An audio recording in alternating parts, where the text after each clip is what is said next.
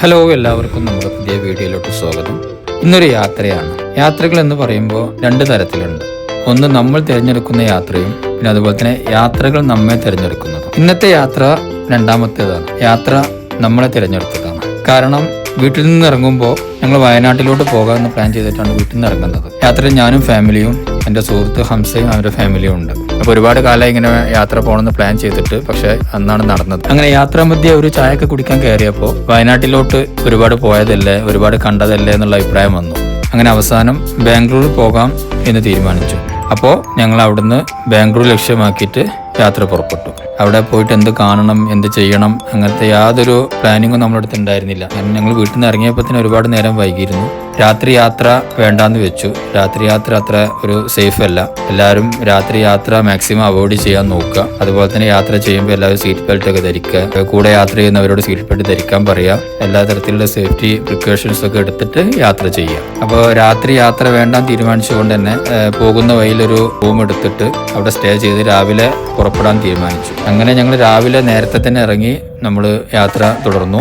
അങ്ങനെ നമ്മൾ Karnataka border cross ചെയ്യുകയാണ്. ഞങ്ങൾ ആദ്യം പോയത് ബാംഗ്ലൂർ പാലസിലോട്ടാണ്. പാലസിന്റെ പുറത്തെ കാഴ്ചകളാണ് ഇപ്പം നിങ്ങൾ കാണുന്നത്. അകത്തെ കാഴ്ചകൾ അതിമനോഹരമാണ്. പക്ഷെ അവിടെ ഫോട്ടോസും വീഡിയോസും ഒന്നും അലൗഡ് അല്ല. അതുകൊണ്ടാണ് അത് കാണിക്കാൻ പറ്റാത്തത്.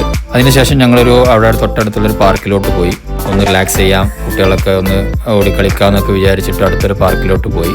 പിന്നെ ഈ കാണുന്നതാണ് നമ്മുടെ ഫ്രണ്ട് ഹംസ. ഞങ്ങളിങ്ങനെ കൂടെ കൂടിയിട്ട് ഒരു 20 വർഷത്തോളമായി.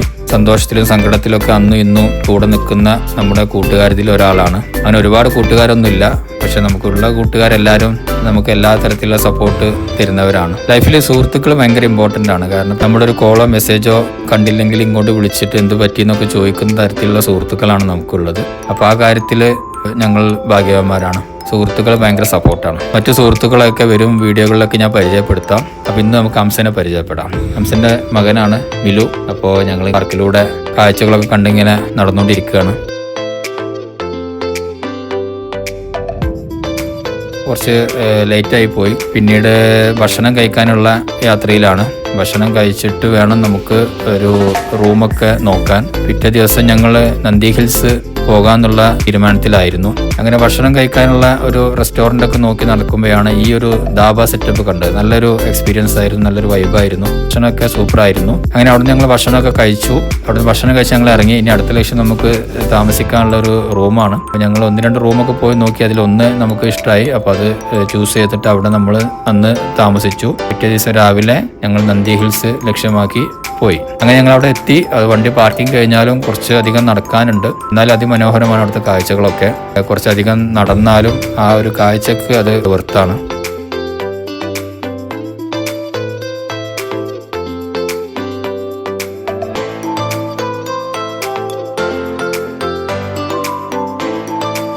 അങ്ങനെ ഏറ്റവും മുകളിലാണ് ഇപ്പം ഞങ്ങൾ നിൽക്കുന്നത്. കാരണം ഇവിടുത്തെ കാഴ്ച എന്ന് പറഞ്ഞാൽ അത്രയ്ക്ക് ആ ഒരു ഫുൾ ഏരിയ നമുക്ക് ഇവിടുന്ന് കാണാൻ കഴിയും. കുറച്ചുകൂടെ നേരത്തെ വരികയായിരുന്നെങ്കിൽ മേഘങ്ങളൊക്കെ വളരെ അടുത്ത് നമുക്ക് കാണാമായിരുന്നു. അത് കുറച്ച് നേരം വൈകി പോയി ഞങ്ങൾ എത്താൻ. എന്നിരുന്നാലും കാഴ്ചകളൊക്കെ അതിമനോഹരമാണ്.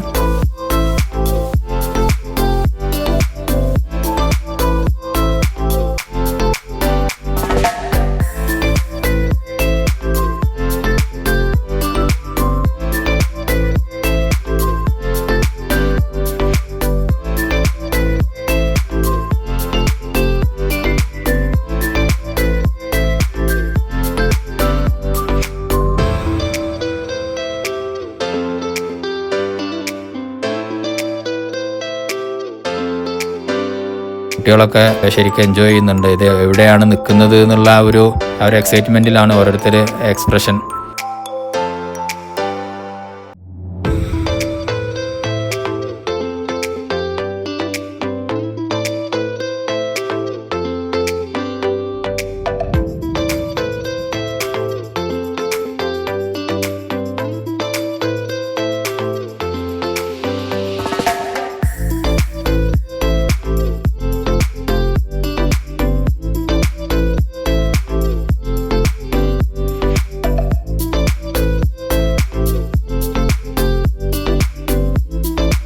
അതിനുശേഷം കുറച്ച് അഡ്വഞ്ചർ ആയിട്ടുള്ള പരിപാടികളൊക്കെ അവിടെ അവൈലബിൾ ആണ്. താല്പര്യമുള്ളവർക്കൊക്കെ അതൊക്കെ നമുക്ക് ചെയ്യാവുന്നതാണ്.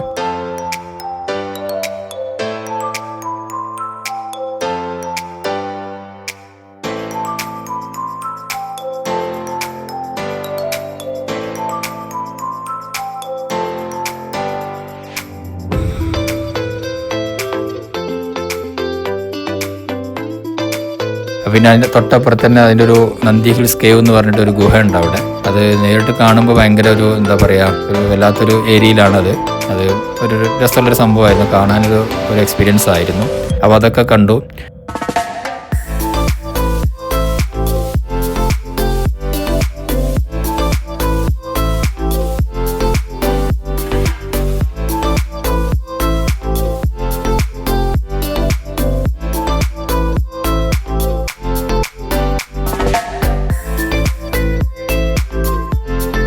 പിന്നെ നമുക്ക് വേണമെങ്കിൽ നോർമൽ നടക്കാനുള്ള വഴിയിലൂടെ നടന്നാലും നമ്മൾ സ്റ്റാർട്ടിംഗ് പോയിന്റിൽ എത്തും. അതെല്ലാം നമുക്ക് ഫോറസ്റ്റിലൂടെ നടക്കാനുള്ള ഒരു വഴി കൂടെ ഉണ്ട്. അപ്പോൾ ഒരു അഡ്വഞ്ചർ ആയിക്കോട്ടെ എന്ന് കരുതിയിട്ട് ഞങ്ങൾ കാട്ടിലൂടെ ഒരു യാത്ര സെലക്ട് ചെയ്തു. അതൊക്കെ ഭയങ്കര ഒരു എക്സ്പീരിയൻസ് ആയിരുന്നു. കുട്ടികളൊക്കെ ഉണ്ടാകുമ്പോൾ അതിൻ്റെതായ ബുദ്ധിമുട്ടുണ്ട്, എന്നിരുന്നാലും അതൊക്കെ ഞങ്ങൾ ഓവർകം ചെയ്തിട്ട് ഞങ്ങൾ യാത്ര ചെയ്തു.